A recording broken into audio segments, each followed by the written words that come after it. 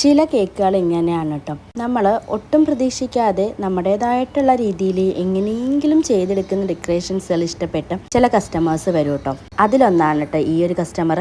അച്ഛൻ്റെ അമ്മയുടെ ആനിവേഴ്സറിക്ക് വേണ്ടിയിട്ടാണ് കേട്ടോ എനിക്ക് ഓർഡർ തന്നിട്ടുണ്ടായിരുന്നത്. ഞാൻ മുന്നേ ചെയ്ത് കൊടുത്തിട്ടുണ്ടായിരുന്നു. ഒരു ആനിവേഴ്സറി കേക്കിൻ്റെ ഡിസൈനാണ് കേട്ടോ ആൾ ചൂസ് ചെയ്തിട്ടുള്ളത്.